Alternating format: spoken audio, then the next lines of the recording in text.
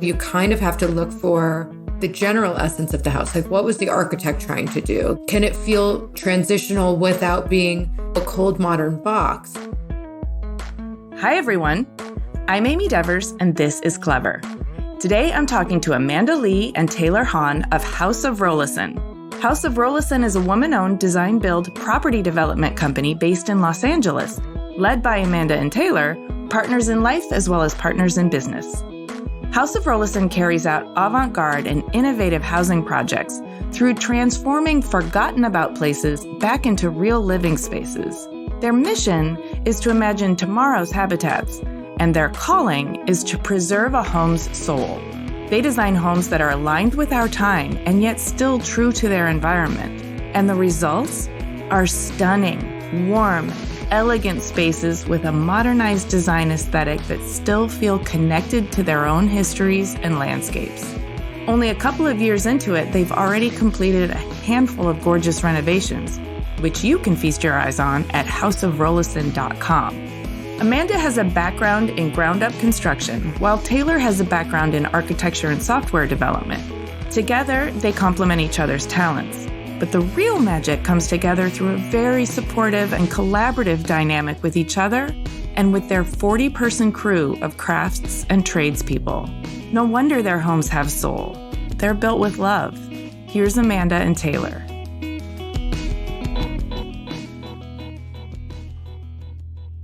Hi, I'm Amanda. I live in Los Angeles, California. I'm a managing partner at House of Rolison. I'm Taylor. I'm also a managing partner of House of Rolison. And we gut and resell houses that have been forgotten about. The two of you are not only just both in Los Angeles, you're both in the same house and both managing partners, the only managing partners of House of Rolison, correct? That's true.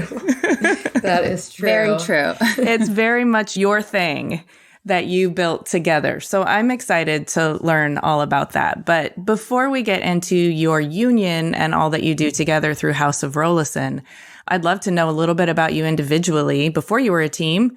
Like, where did you each grow up and what did you get into as children and what types of things captured your imagination? So I'm originally from the East Coast. I grew up in New Jersey and then I moved to the city when I was a teenager. So I mostly grew up in New York. I think a really big inspiring thing for the creativity around building and structures and all of that kind of stemmed from curiosity about building more so than design. Mm-hmm. And I started doing Appalachian Service Project at a young age. It's through like church organizations and schools, and it's where you go to, just underdeveloped neighborhoods around the United States, and you basically work with a tradesman from each, so we'd have an electrician and a framer and whatever, and then all the kids there are basically kind of the hands and helping, rebuild people's houses. Very cool. Yeah. So that was kind of a fun way that started my brain kind of working in that way. So as a kid, you got to see not just like the guts of homes and how they're built, but you got to partake in actually helping to construct them. Yeah. And it was a really cool experience. Did you have a specialty? Did you like the finished carpentry or the rough framing or? Oh, I wasn't good at any of it. I was bad at all of it. But, I was actually probably more so the HR. I just loved to hang out with the families and kind of learn about them and what they wanted and why or how they got involved in kind of that process. And that was really fun and just really gratifying. Okay, Taylor, what's your story? I'm from Sonoma, so Northern California. Growing up, we were just constantly in nature, playing in the rivers, running around on the beach. I'm one of 5, so there was always some sort of activity going on. Painting, drawing, that was always where my interests led me. Architecture as well, always very fascinated by that. My stepfather was actually in construction, so I had exposure to that industry at a pretty young age. I was always surfing like the original Zillow just for houses. I just found it fascinating and entertaining. What branch of construction was your stepfather in and what kind of exposure did you have? Residential. His whole side of the family, North Bay construction, that was their whole thing. So I was always running around to job sites and seeing what was going on there. So when the teenage years hit and you're kind of hitting that age when the angst and rebellion is kind of coming forward because you're forging your adult identities or trying to figure out what it is that you want to steer yourself toward, what was happening for you and how were you expressing your creativity? Oh, we were both really angsty teens. Were you really angsty teens? Okay, I'm so into it. Tell me, where did the angst come from? How did you express it, and what were you doing with it? So actually, it's really interesting because my dad worked in computer chips, which is like, I don't know anything about computer chips. I don't even know how to work a computer half the time. And my mom worked in corporate America. So it's really funny because my grandfather was an artist, and Taylor and I both have a strong affinity for art and kind of always have from when we were younger, but we didn't know where to put it. So we were just, bouncing off the walls and, being annoying, rebellious kids. Our poor parents, I can't even imagine. But, being really into music that was probably terrifying to our parents and all kinds of stuff like that. I used to go to punk rock shows and my mom was like, what in the world is this? And what is on your belt? Why are there studs on that? Just. Taylor, what was your angst? What flavor of angst were you expressing?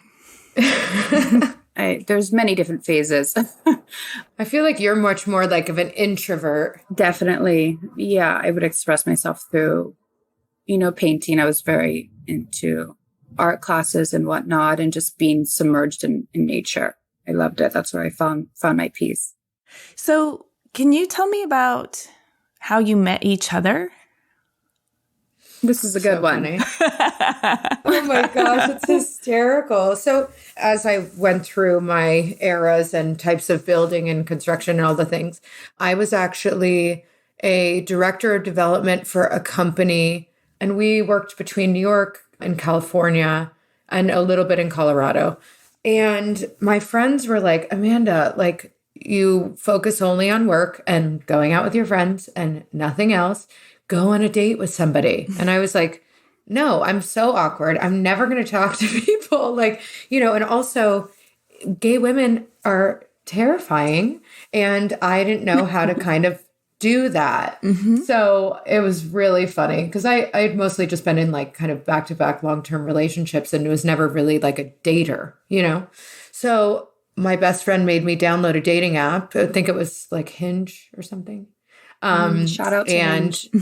Yeah.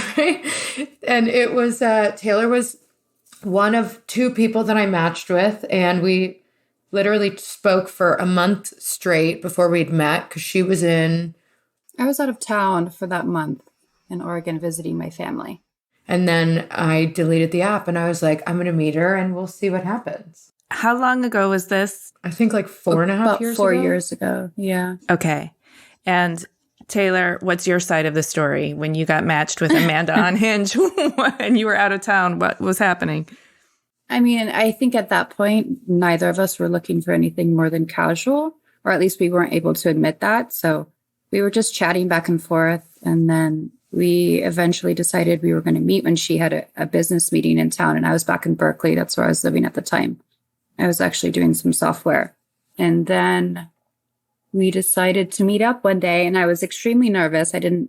I liked her too much. So I didn't want to do the whole meetup thing. And then we were so nervous. I literally chugged a glass of wine before she got there. So at that point, I wouldn't go on formal dates. And she was like, I'm taking you to dinner or we're not meeting up. So I was like, okay.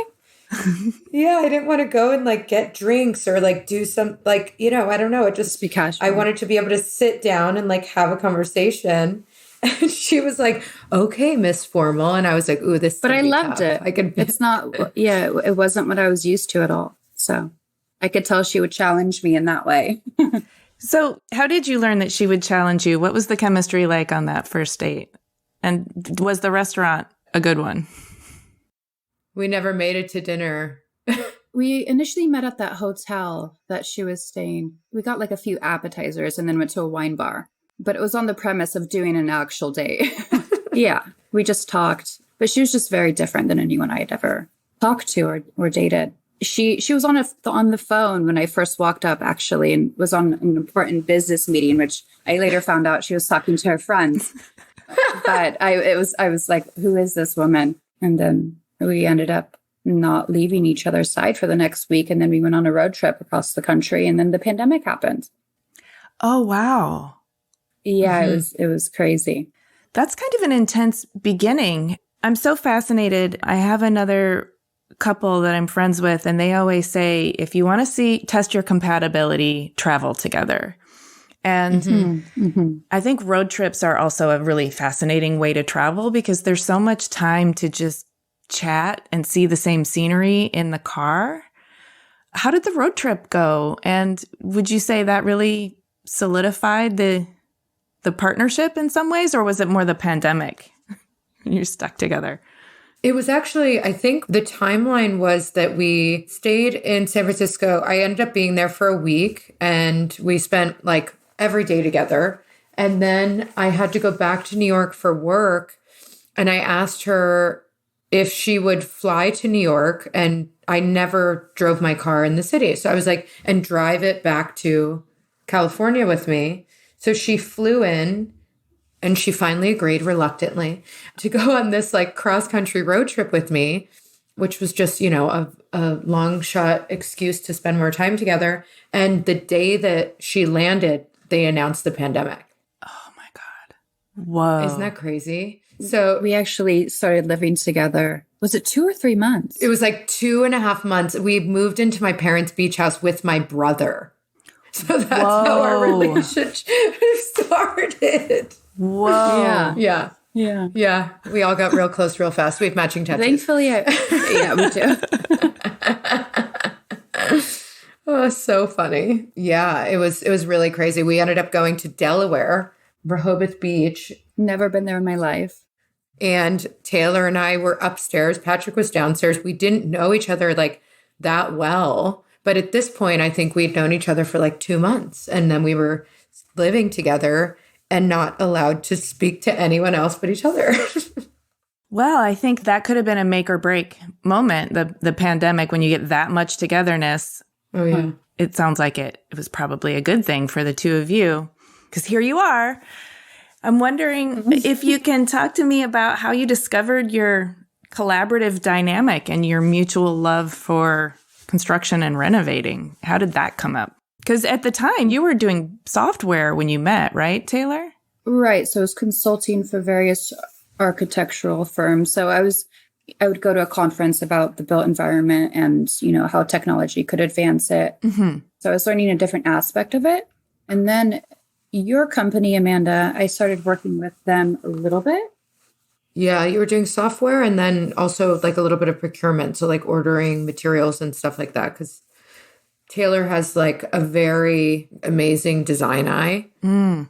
It was funny because I feel like for couples, it's so hard for a lot of people to just kind of be around each other and be kind of just, engulfed in each other at all times. And for us, it was like, it's my best friend, it's my lover, it's my partner in life. And it was just like, honestly, so fun. And it wasn't scary and we didn't argue. And it was just kind of a nice experience and like a little bit of a soft run, kind of working together a little, which was fun. That sounds beautiful. Did you also learn to complement each other pretty quickly?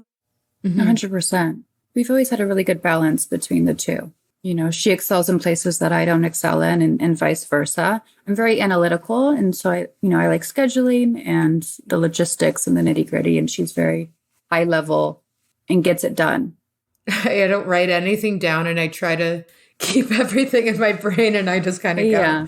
I'm full blown Aquarius, but no, it's been really beautiful. And honestly, who can you kind of go through the process of building a business with that you trust more than your partner? And I think that we complement each other so well because I have kind of a high level understanding of building and structural building because my background is, ground up construction. And Taylor's more like artistic and structured and type A. And so the balance between those two and kind of the fusion between those two kind of allows for like so much space to be able to be creative and also play to each other's strengths and weaknesses. It does sound like a beautiful choreography and a dance that you do together. You had a background in ground up construction and you were working as a director of development. Is this something that you studied in school, Amanda? Did you know that this is what you wanted to go into? No, I'm like a horrible school person. Okay. It's actually really funny because I was so intrigued by the process. I actually moved out to Colorado at one point and got on a framing crew when I was in my early 20s. And I learned about structure by literally doing it, which was terrifying because it was like me and a bunch of men in the middle of winter. Yes. But it was a really cool experience. And then I got a job for funny enough, it was a software-based construction company, which is such an oxymoron, but they tried and they failed. And I did that. And I was more so dealing with clients and contracting and all of that type of stuff. Then I was running 3 different markets for a construction firm, and that was all ground up construction. Okay. That's interesting. Taylor, from teenage years to now, where did you pick up your skills? I've always been fascinated in a broad range of topics, but the combination of design and the physicality of building and seeing it transform over time, I don't know. The skills just have come over time. I've learned a ton from Amanda, of course, us spending 24/7 together. Is your design eye something self-taught, or did you study it at any point? No, all self-taught. Mm-hmm. I studied architecture for a little bit, and I did art classes when I was younger, but it was always something that I kind of developed myself. It's pretty wild. Because I've been doing this for almost a decade. Taylor's been doing this for a couple years. And she could build anything from the ground up, more so than it's a male-dominated industry. So I'll say most men, but that have been doing this forever, which is pretty wild. Thank you for that insight, Amanda. I've picked up from Taylor that you have both a love of art and a kind of analytical mind. So that right brain, left brain usually works really well in terms of spatial awareness and building things and understanding the physicality of materials and of tools and flow of space. So I guess it's not surprising at all, but I am glad that you two met and had the pandemic to bond. How long into this love affair did you decide to go into business together? And was that because you found a great property and wanted to work on it together? Or was this a little bit more intentional? It was not intentional. Well, I had been wanting for a long time to kind of get away from, what I'd been doing and not anything against that type of structure, but just getting away from working with clients and being able to have more creative freedom. So Taylor and I met with, a group of investors who are kind of struggling to figure out how to design and what to do with some of these older homes. And we were like, let's do one and we'll see how it goes. So we set up our insurance and did all the things. And it was terrifying because everything was our choice. Everything was our decision. So we were like, oh my God, what if this tile looks ugly? What if this doesn't go together? What if, you don't have anybody kind of checking and balancing you except for each other? So it was like just all of these funny things where even after doing it for so long, you just question every little bit of it. And we only really had each other to be like, no, I think that looks okay. And then you just keep going kind of through that process. It was a big trial and error of developing our style specifically. It took a few houses, but so much goes on in a single house from start to finish that your style could change throughout the course of one house and develop and get to the place where we are now. When was this first project? Was that in 2022? I today just realized that it's been 1 year since we sold the first project of this series that we were supposed to do, which I thought was crazy. So I guess we had started it about 8 months before we sold it, and we sold it at the end of March. Wow. So you're like 9, 11, how many projects in at this point? That's a lot in a year. Well, if you think about it, so it's technically been almost 2 years because that's when we sold it, not when we started it. Right. To date, we've sold 8, I think. And we picked up other houses during that project as well. Yeah. So I think we've sold 8 and we have 5 on the books right now. It's a lot of houses. Okay, the first project, as you're working your way through it, it sounds like there's a little bit of like checking in with each other to validate your decisions, but also you're kind of feeling your way. At the end of it, when you like putting the bow on the front door, not that you actually did that, but when you're checking it off, did you know you had something there? Did you feel a sense of reward and satisfaction? Yeah. I mean, that house, we repainted it twice. I mean, on the exterior, we literally went from white to dark to darker. And, at the end of it, we were so proud of it. We were so excited because it was Tail, when was that house built? It was a 1911 Craftsman. Yes. I remember that phrase because when we were done, we were like, wow. Like when we got the house, it was riddled with squatters. There was literally, I've like chased people out of that house with the taser. Oh my gosh. Like there were squatters living in the house and it had been. They would light our lockbox on fire and break in and steal the electricity. Oh yeah. We learned a lot in that house. Yeah. They stole copper pipes out of the basement. There was like just so many crazy things that happened. And when we were done with it, we were like, holy crap. Like it's such a stunning space and it feels new without the smells and all of the things that kind of come with that age of house, especially with like the distress that it was put on it. And it was really incredible because it was kind of the first time that I realized that everything really is fixable. You just have to be patient with it and kind of let it go through its own process. And I really think it was also the first time for Taylor and I that we realized that we kind of had to let the house be what it wanted to be. If we tried to force it into something, it just didn't work. And we'd have to end up redoing that portion of it. And Taylor, we talk about that a lot. It's something that comes up pretty often. One of the things that really impressed me is that you honor the original architecture while also striking this really beautiful balance of updating it and bringing it into the now while trying not to change its original personality. It's hard to do that sometimes. I think people don't really understand, especially when you're doing a bunch of renovation and you're willing to take out walls and reorganize floor plans. It's hard to stay true to the essence. And that's something I think that you both do really well. So 2 things. I'm really curious about your most rewarding projects. And then I'm also curious about your creative process in terms of when you find a property, how do you know it's one for you? When you are making choices about how to honor its integrity, but at the same time update it, how do you reconcile that? Like if you could talk us through your creative process by talking us through a project, I think that would be really interesting. One of your mottos is, if a property has no soul, give it one. Because some properties don't have a soul. Like they might be in a good location or they might have some good structure.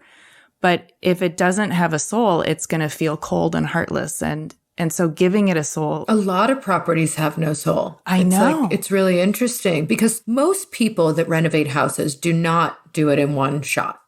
Right. Right. So it'll be, this bathroom was done in the 80s. And then this part has like more of an Art Deco vibe. And this, so you kind of go through like this piecemeal and you're kind of taking the pieces apart and then putting it back together.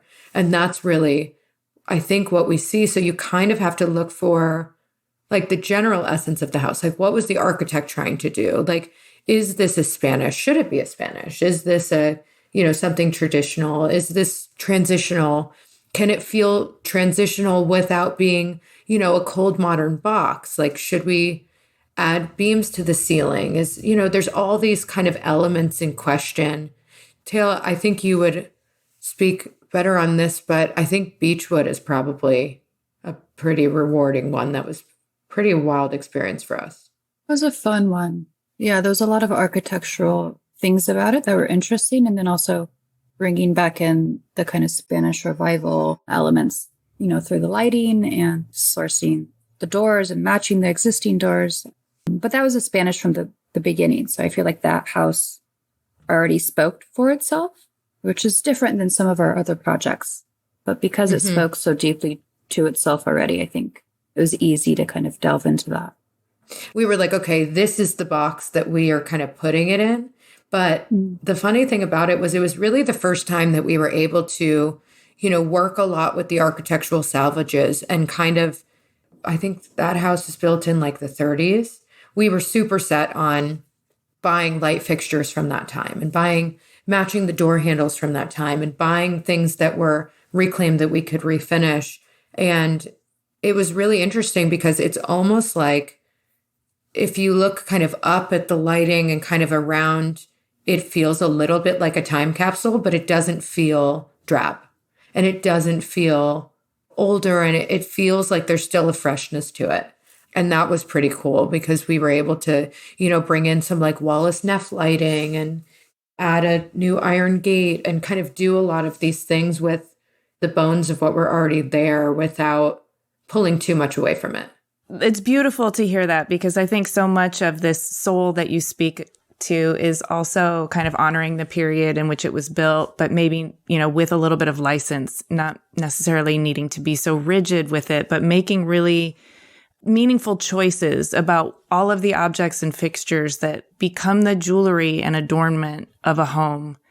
I also think it's a whole adventure in and of itself, hunting for these objects and being able to know when the lighting is a match, like out there in the world of architectural salvage, like finding the pieces that want to be in that home. It's a bit of a matchmaking endeavor and also a little bit of detective work. Is that something that you both enjoy?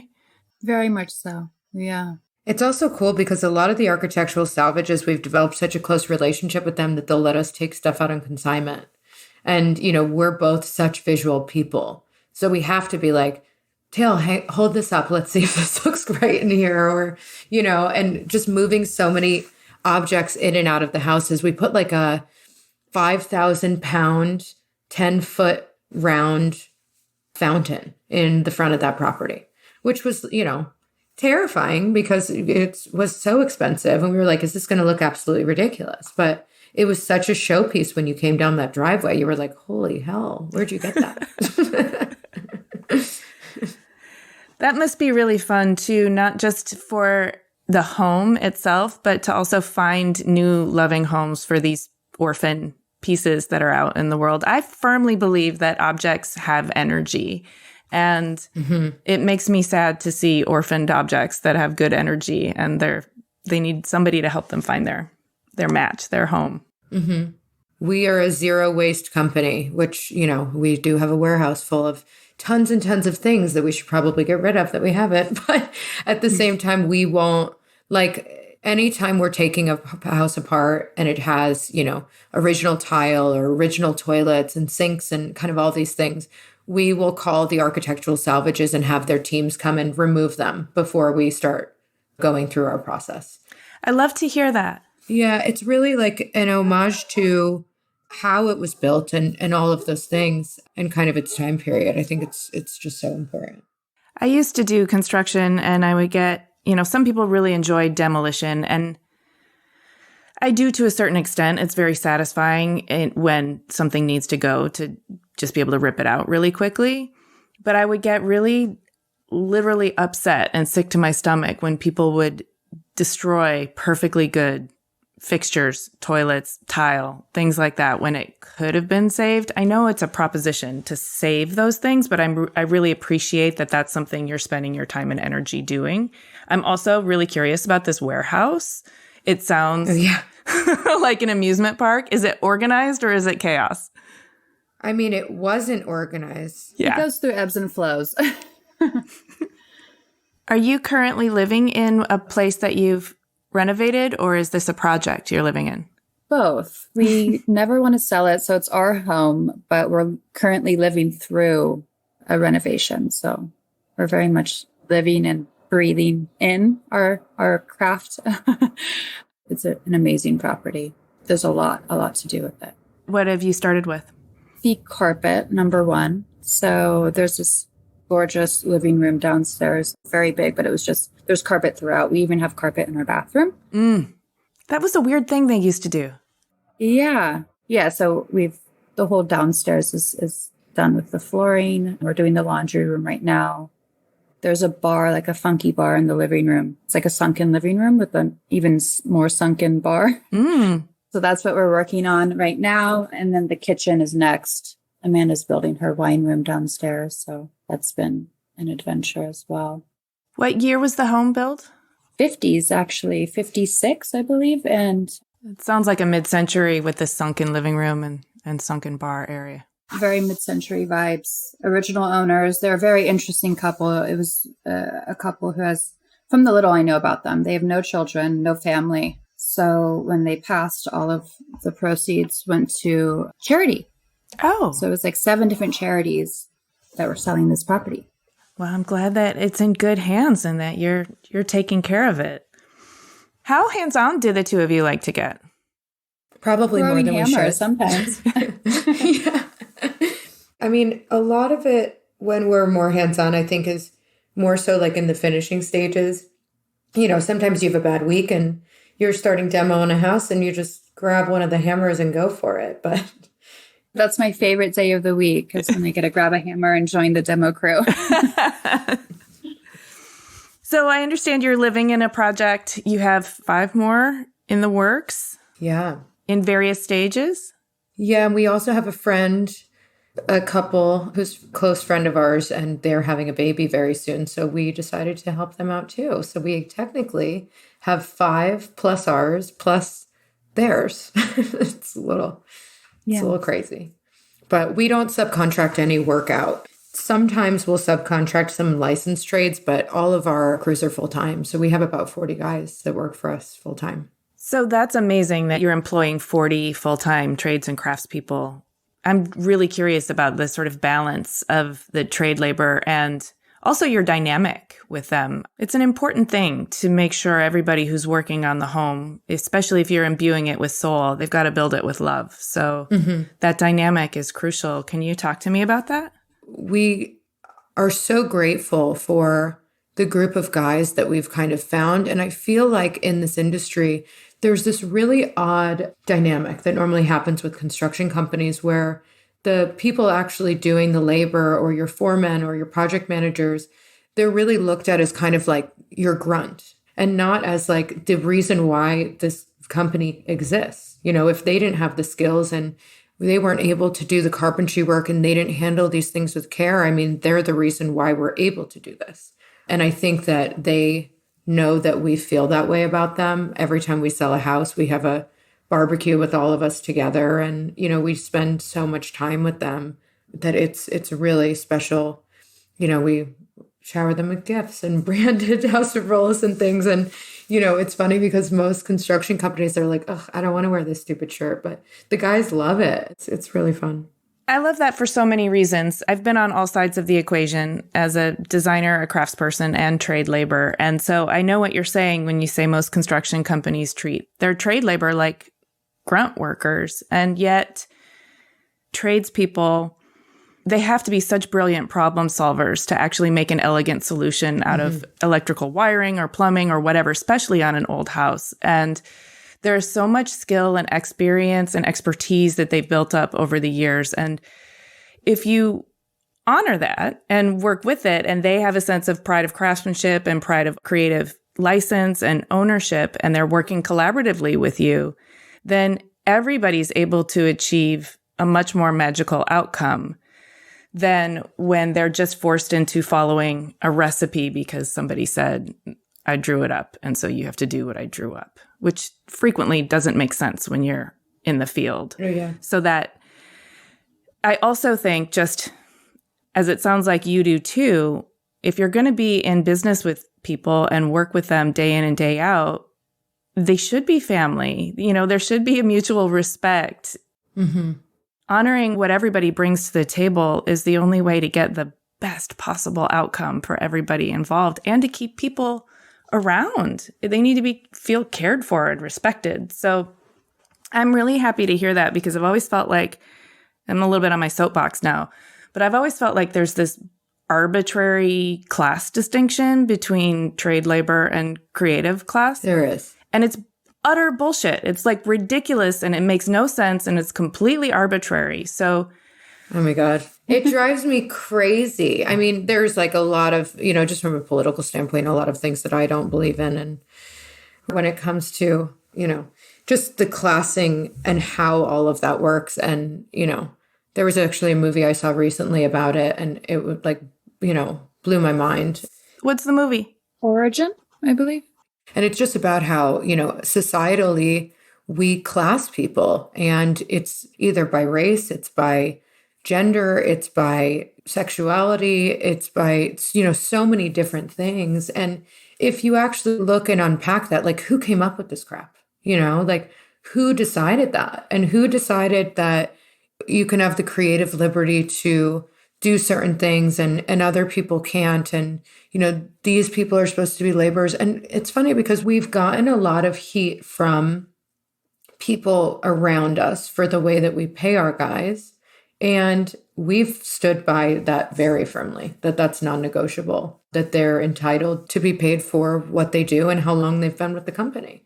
And we've had zero turnover. And some of the guys, started doing demo, and they started with no skills. And, you kind of bring them in and you train them, and then you figure out what they're good at and what they excel at. And then you kind of push them into that kind of way. And it's interesting because I feel like, so many of these construction companies, they'll get a project manager, all these things, and then they'll lose the people and they'll leave and start their own company. And we're giving these guys, the tools and the space to be able to create and make enough money that they don't need to do that. And, it's comfortable to stay with us. I mean, 2 of our guys bought new cars this week, and they had the biggest smiles on their faces. And we'd love to see that. And that's amazing. And then you see some of these companies and all their guys have, broken down vehicles and just look disheveled. And you're like, you're doing that. You're perpetuating that in this environment that has nothing to do with who they are as people. You're creating this.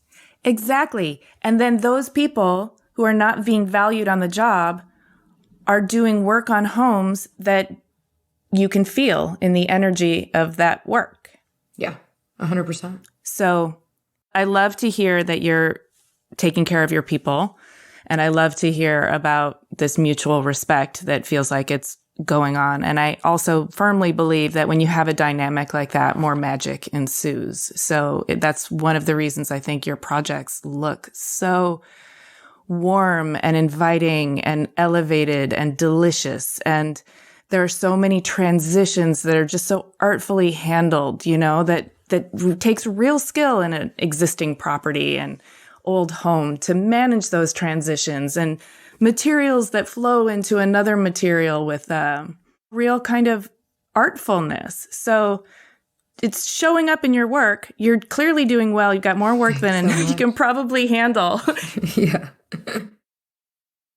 Now, with all that you have going on and all the magic you're creating, where are the challenges? What are you learning right now? Like, what's giving you a hard time that is making you grow, but it still sucks to go through it? Yeah. There's a lot of things. I think it's also how many we could take on at a time. Yes, the balance between not burning out, but still taking on enough to keep us challenged and busy and having a good time, and our guys the same. Yeah, what is that magic number? I think the magic number's 4. We're at 5 right now.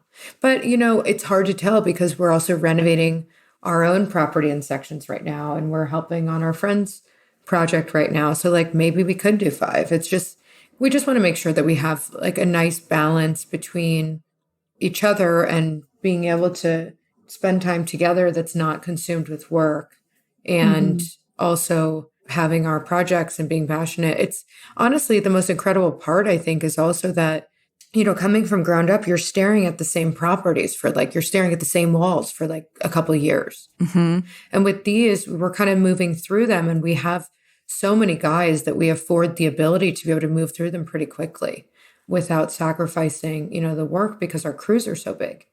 So it's just keeping it exciting for them, keeping it exciting for us, and also having a sustainable balance between how many, so that we keep all of our guys busy and, we leave a little space for ourselves. Yes. And what do you do with that little space for yourselves? What are your favorite downtime activities? We love to go on hikes. We have a dog that doubles as a horse. She's huge. I'm going to need to see a picture of that dog. Yeah, she's like a big, big baby, and we spend a lot of time with friends and family, which is really nice. I think we've finally convinced my parents that if we build on the lot next door that we also own, that they'll move out here. Taylor's family is up north. We have friends come and stay with us a lot because the views are amazing, and it's enough house that we can all kind of stay here together and not feel like it's crowded, which is honestly something that, is so special. It's such a joy to have that. Oh, yeah. To be able to have people come stay with you is so nice. Yeah, I've never understood people with big houses. And then, we bought a big house and we were like, oh, okay. I mean, it's terrible to clean and do all those things, but it's great for everything else. So what is on the horizon for House of Rolison? More? Or are there different types of projects you want to take on? Or what do you hope for in terms of the health and growth of the company? I mean, I think we found our sweet spot. I don't think we'll try to exceed this price point too much because it feels like that middle of the market. I mean, yeah, I think this is a very manageable price point for a large group of people. I don't ever want to do anything too crazy. Maybe pick up a passion project where I'm not the most concerned about not going over budget. I think that would be a lovely thing to do, which Amanda always makes fun of me for. Yeah, Taylor wants to do she calls it her vanity project. She's like, I want to do a house that we blow our whole budget just to know that we could sell the house and break even and have it just be this like showpiece. And I'm like, not to show anybody else. I would just love to be able to have less restrictions. That'd be fun. We also want to do like a beach house for ourselves, or we looked at land in Mexico late last year. That would be amazing. Oh, yeah. And it was funny. We took a poll with our guys and we're like, who wants to go down to Mexico for, 6 to 12 months and build a fun property? And they're all like, I'll do it. And then we were like, wait, but how are we going to do this? How are we going to divide that time? Yeah, that plan went to the wayside real quick. Yeah, exactly. Because, the properties are like our babies. You can't just like leave them and expect them to be fine. Yeah. But there's so many questions and kind of moving changes on a day-to-day. But honestly, I think that it sounds crazy because this price point is still crazy, but it is kind of the middle market in Los Angeles. And when we say this price point, we're talking like, what, 5 to 8 million? We're normally, like I'd say 4 to 8 million. Okay. Yeah, because I think your kind of entry into the market is at that, I would say, 1 to 2 million range. And those are hard to do because, being able to find properties that are inexpensive enough when you buy them to be able to make profit on the exit's really hard. And we're very meticulous with what we put in homes. We're not going to put in like, some Home Depot rinky-dink Amazon, whatever, because it's going to bite you later. And, it'll say a lot about, our brand. So we really try to kind of keep in that middle of the market where it's still affordable to a lot of people, but at the same time, you still have the flexibility to be creative. And, they don't sit on the market for a long time because there's enough people that can buy them. And do you prefer working in this manner as opposed to, let's say, working for a client? Oh my God. Yes. If I can help it, I'll never work with a client again. Amanda's very, very much against it. That makes sense. It's hard. It's really hard because a lot of people don't know what they're asking for and they don't know what's possible. Right. So much of it is education and managing expectations. Yeah. Exactly. So it's like, I love this tile, install it. Actually, I hate that tile, take it out. And you're like, oh my God, like we just wasted all this money, all this material, and, all this time. And just that kind of process, I think I don't miss it. What's on the future for Amanda and Taylor? You two personally, outside of work, what do you hope for your union, your lives, your individual lives, your life together? Oh, we're engaged. Congratulations. Thank you. We're trying to figure out how to have time to plan a wedding. The thought of that just is crazy to me, but we'll have to figure that out at some point here soon. Yeah. Well, it sounds like you're planning on a long life together, and that's very exciting. Congratulations to both of you, and congratulations on building what sounds like a really fruitful and dynamic business that is more than a business. It's an extended family, and it's a creative output, and it's a reinvigoration of homes and their souls. And I think that's important. Rather than tearing them down, I think these homes have earned histories. Mm-hmm. And if you can honor those histories while also giving them a new life, that's the best. Yeah, we kind of give them their life back. Well, thank you so much for taking the time today, for sharing your story and for speaking with me. Yeah, thank you so much. We so appreciate it. And it was so nice just spending some time and chatting with you. Hey, thanks so much for listening. For images of Amanda, Taylor, and House of Rolison projects and a transcript of this episode that includes links, head to our website, cleverpodcast.com. While you're there, check out our resources page for books, info, and special offers from our guests, partners, and sponsors. And sign up for our free Substack newsletter, which includes news, announcements, and a bonus Q&A from our guests. If you like Clever, there are a number of ways you can support us. Share Clever with your friends, leave us a 5-star rating or a kind review, support our sponsors, and hit the follow or subscribe button in your podcast app so that our new episodes will turn up in your feed. We love to hear from you on LinkedIn, Instagram, and X. You can find us at Clever Podcast, and you can find me at Amy Devers.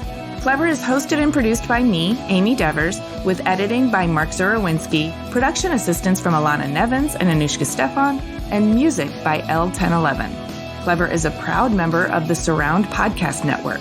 Visit surroundpodcasts.com to discover more of the architecture and design industry's premier shows.